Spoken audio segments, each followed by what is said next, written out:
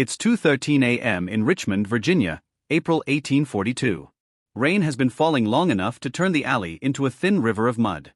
A lantern swings from a hook outside a brick building with iron-barred windows, and every time the wind hits it, the light shudders, like it's trying to look away. Inside, the air is sour with sweat, damp wool, and the metallic bite of fear. A 17-year-old girl lies on a pallet of straw. She can hear men laughing somewhere down the corridor. She can hear a baby crying in the dark, then choking quiet, as if a hand covered its mouth.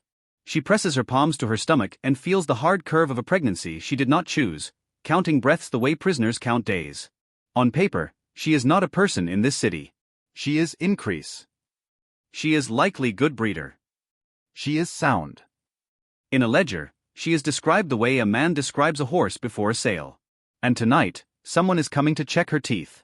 Because by sunrise, she may be worth more than the land beneath her. And the worst part is this: what's happening in this room isn't a secret crime. It's a business model. And the business is about to knock on her door. But before I tell you what happened in Richmond, and how a nation that congratulated itself for ending the slave trade quietly built something even more calculated, I need you to understand one thing. The story you think you know about American slavery has a missing mechanism. A mechanism that turned human bodies into a renewable resource. A mechanism that didn't need ships from Africa, because it learned how to manufacture supply on American soil.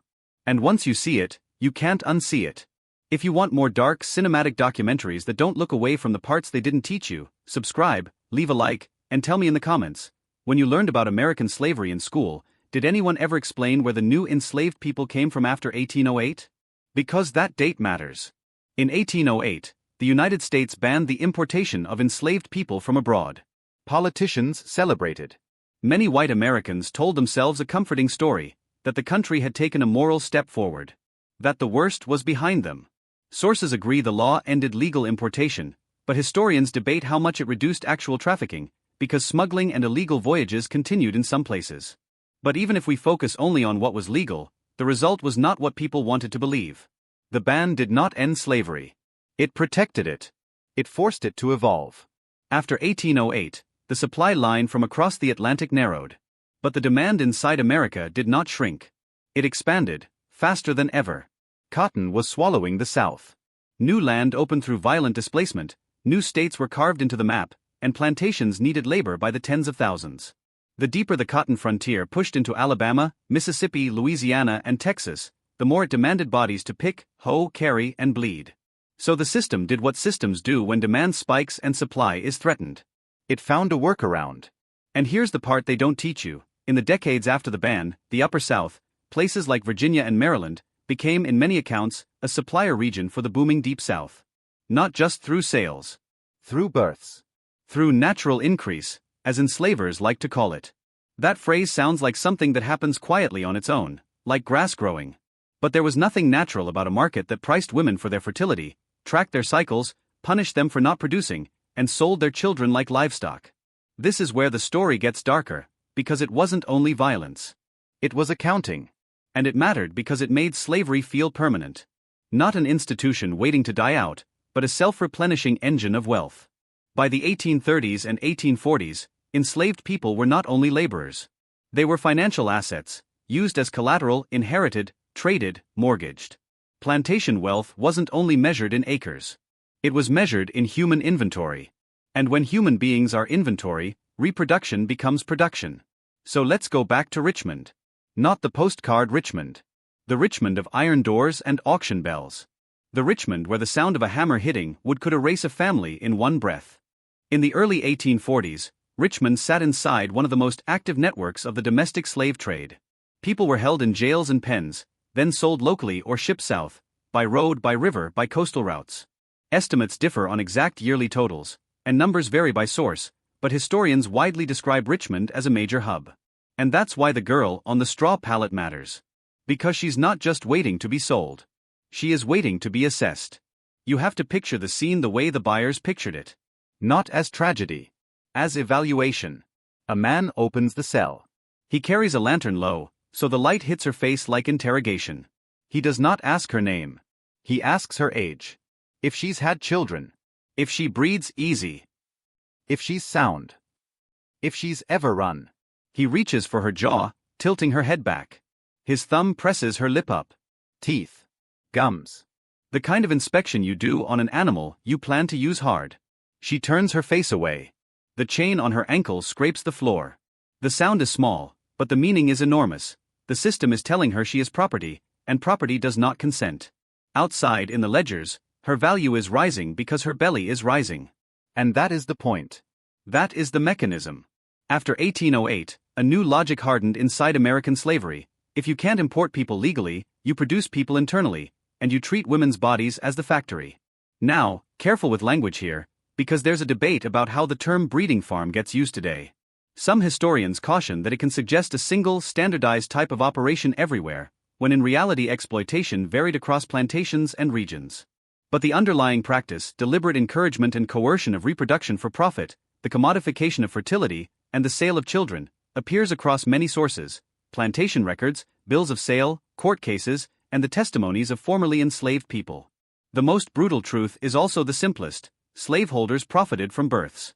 And profit changes behavior. Sometimes it looked like incentives: extra rations, less field work, small privileges promised and then revoked.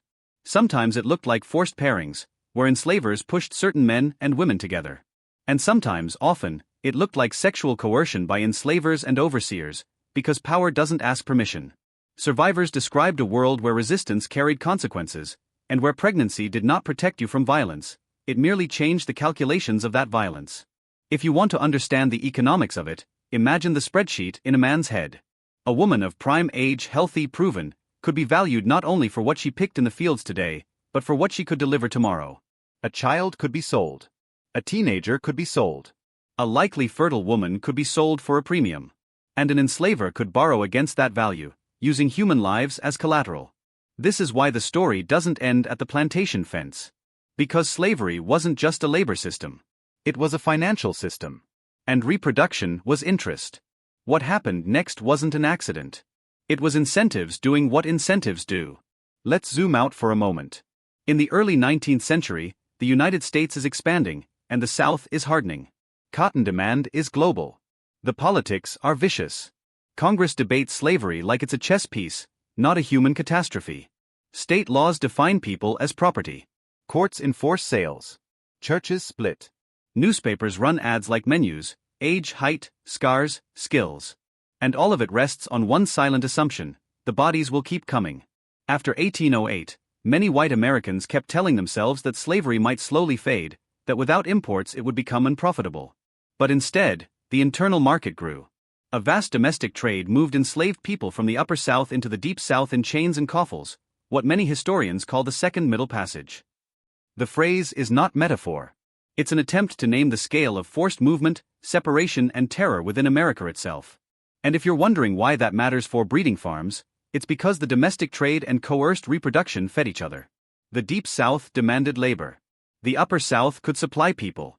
And the most efficient way to increase supply, under a legal regime that treated children as property, was to turn birth into business. Now come closer again. Back into the room. Back into the girl's world.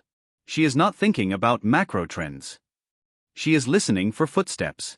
Because she already learned what footsteps mean. The first time, she named her baby. She shouldn't have. Not in that world. Names were hooks in your own heart. She held him to her chest and memorized the weight of him, the warm milk smell of his hair, the way his fingers curled like he was trying to hold on to the world.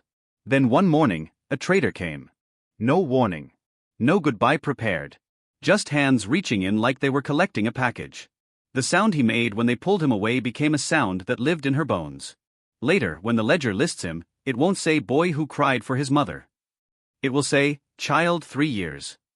Price, a number. And if you're sitting comfortably right now, watching this like it's distant history, let me drag it into focus. Imagine the kind of psychological violence it takes to turn a mother into a production unit. To make her dread her own pregnancy. To make her look at her own baby and think, how long until they take you? That's not history. That's a weapon. One that keeps people compliant, because it doesn't just threaten you. It threatens everyone you love. And that's why women's bodies became a central battlefield of American slavery, because the system could extract labor from men and women, but only women could create more inventory. Harriet Jacobs, in her Enslaved Woman's Narrative, wrote that slavery was far more terrible for women, because sexual exploitation and gendered abuse were layered on top of forced labor. Her words are one of the clearest windows we have into what power did when it had access without consequence. And the consequence wasn't only personal. It was structural. It built wealth. It kept slavery expanding even when international importation was banned. It created millions of enslaved people born in America. The arithmetic becomes its own horror. By 1860, roughly 4 million people were enslaved in the United States. Only a fraction of that number had been transported directly from Africa. The rest were born into a system that treated their birth certificates like receipts. That didn't happen by accident. It happened because the law made children inherit the status of their mothers, a principle rooted in colonial statutes. If the mother was enslaved, the child was enslaved. Read that again, slowly. A child's fate was legally attached to the mother's bondage. That legal rule didn't just maintain slavery. It incentivized reproduction under captivity. It turned rape into profit. It turned pregnancy into inventory growth.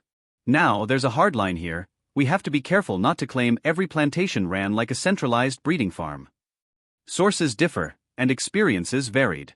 Some enslaved families formed bonds and tried to build lives within the cage, despite constant risk. Some enslavers framed births as benevolent family life while still selling children when convenient. Some recorded births obsessively. Some were less methodical but no less exploitative. But the pattern is visible across the record. Enslavers tracked fertility, valued increase, and sold human beings as commodities. And in some cases, operations were openly described as raising enslaved people for market. So when modern people say slave breeding farms, what they're pointing to is the industrial logic behind that pattern: women treated as reproductive capital, and children treated as product.